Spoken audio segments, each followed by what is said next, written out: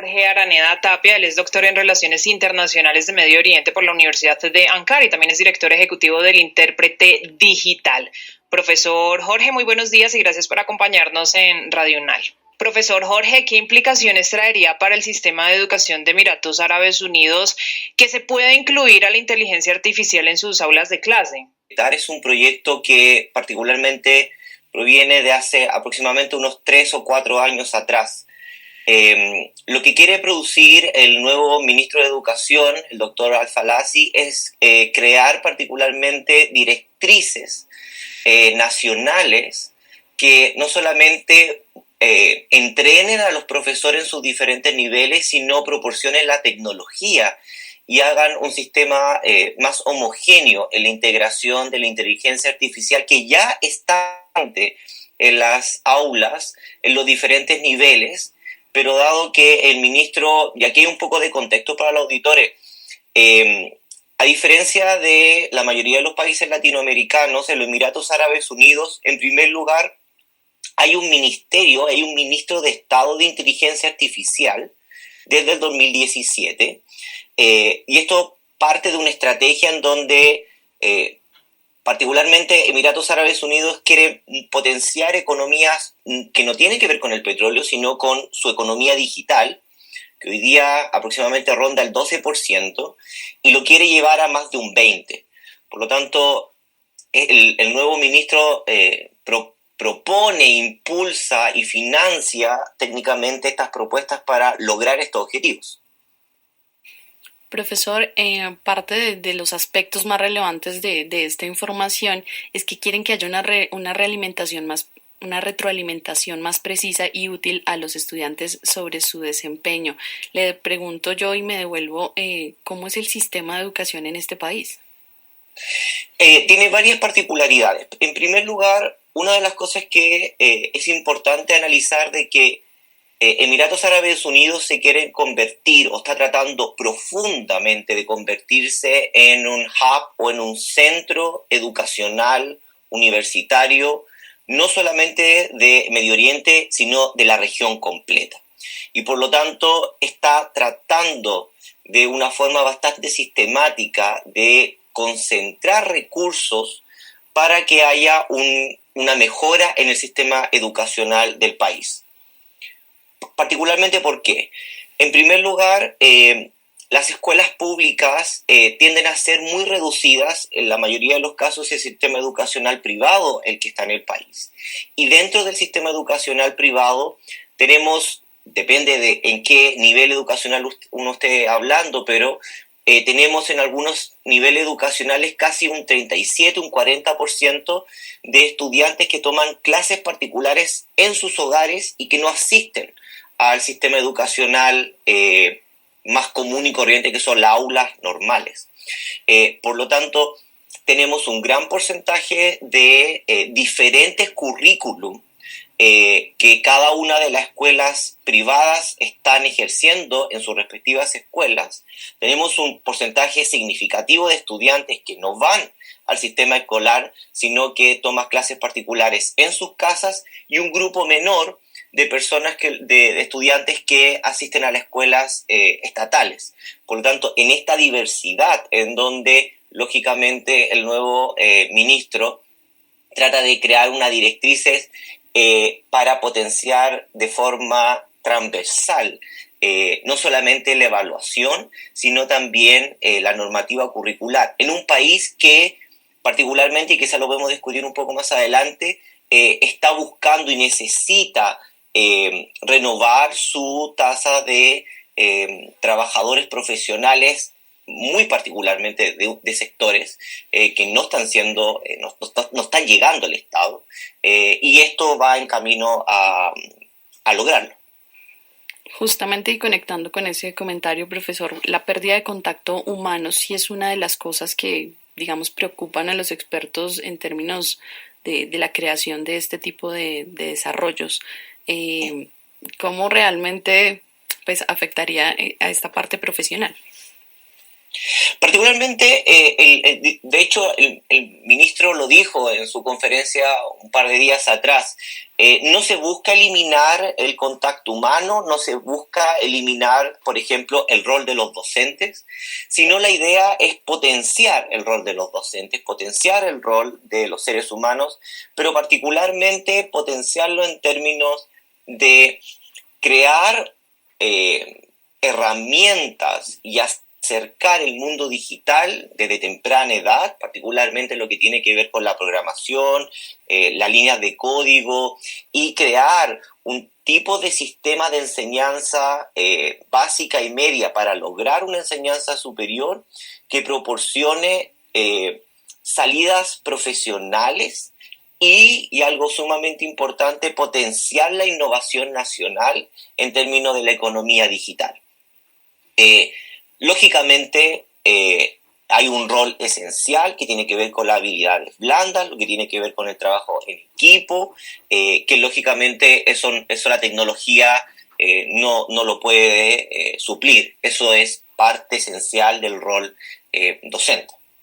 En caso de que estos avances se den prontamente, podría catapultar a Emiratos Árabes como una potencia en temas de educación, teniendo en cuenta, por ejemplo, que en países como Estados Unidos incluso han cancelado en las clases el uso, por ejemplo, del chat GPT. Sí, por supuesto. Particularmente, esa es la idea. La idea de Emiratos Árabes Unidos es, sin duda, lograr desprenderse de una economía solamente basada en el petróleo. Por otra parte, generar nuevos ingresos, y esto es algo que Latinoamérica sí debe, lógicamente, mirar con atención, que es, existe un enorme, por lo menos en Emiratos Árabes Unidos, un enorme interés en generar enormes tasas de estudiantes internacionales o extranjeros que vayan a estudiar a Emiratos, y por lo tanto crear y facilitar el acceso a esos estudiantes, modernizar e internacionalizar las universidades, y ahí es ahí donde esta tecnología digital se está jugando un rol, y de ahí crear una nueva economía basada en la innovación, el conocimiento, las tecnologías, sean renovables o no, y de ahí potenciar la inversión extranjera y generar una competitividad en la región, que ese es el objetivo, detrás de, lógicamente, de los anuncios del ministro. Que solamente como dato de causa, fue el antiguo ministro y secretario de Estado de Emprendimiento y de PYME, por lo tanto viene del mundo de las empresas. Bien, profesor, muchas gracias por ayudarnos a entender un poco más este panorama. Aprovecho que hace unos minutos, abriendo este bloque informativo, comentábamos acerca de la tensión en Israel y perdone el cambio de tema, pero sí quisiera que nos conversara acerca de ese Día de la Resistencia contra la Dictadura y la importancia de que los pilotos de la Fuerza Aérea se hayan unido a, digamos, a las protestas que hay actualmente en Israel. Sí, en primer lugar hay que comprender que la sociedad israelita, y como muy bien ustedes lo mencionaban, nunca había estado en un punto de mayor crisis de confianza en sus instituciones. Y esto es algo transversal. Tenemos diferentes quiebres generacionales en torno a cómo la sociedad misma está comprendiendo los valores, pero también la historia misma del sionismo en su parte ideológica, política, nacional.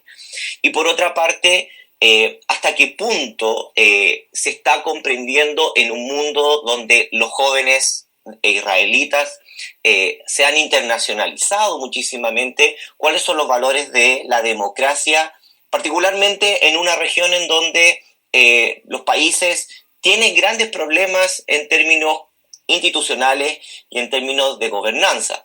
Y es ahí en donde, y me disculpan por el tecnicismo, pero es ahí el punto de quiebre en torno a si Israel posiblemente en los próximos años pasaría a ser de plano y de lleno una democracia completamente iliberal.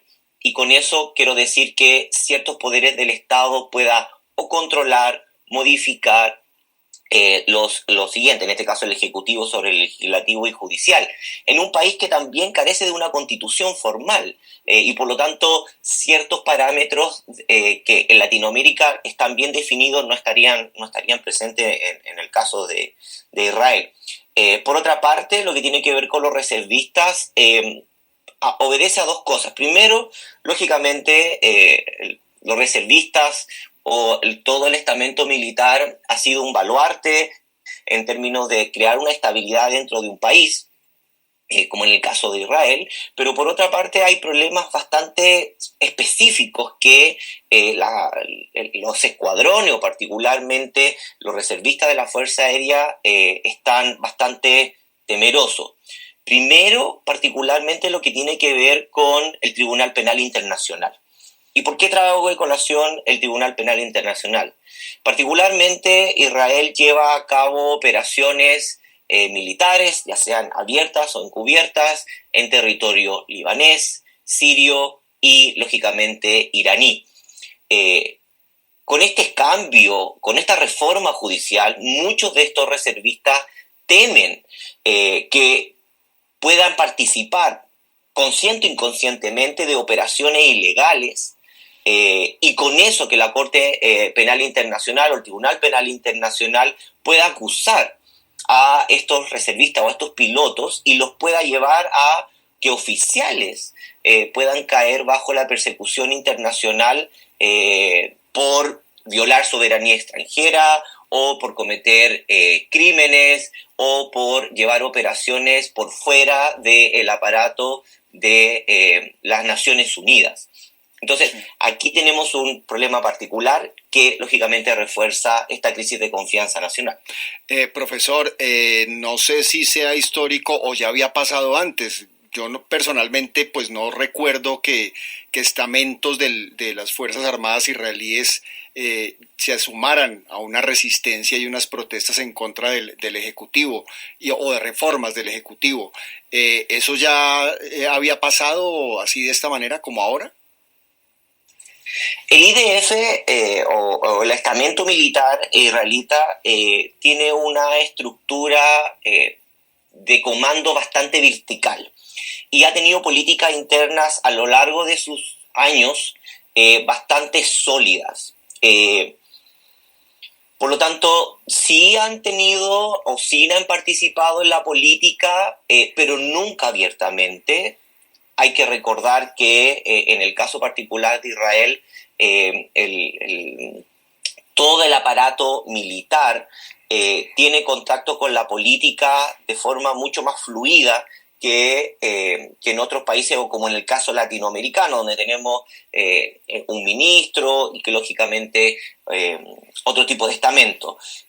Como el caso de Israel es bastante particular, no solamente por su relación con Estados Unidos, que hace de que todas las industrias privadas o nacionales hagan que el Estado tenga mayor relación con ella, estas relaciones se mantienen mucho más en reserva. Por lo tanto, sí hubo en el pasado, pero nunca abiertamente. Por lo tanto, es una novedad bastante significativa que no solamente hayan escrito una carta, sino que particularmente se hayan presentado ante el jefe del Estado Mayor de la Defensa de Israel y que éste haya acogido su carta. Profesor Jorge Araneda Tapia, doctor en Relaciones Internacionales en Medio Oriente, gracias por habernos acompañado en Radio UNAL. Como siempre, un placer estar con ustedes.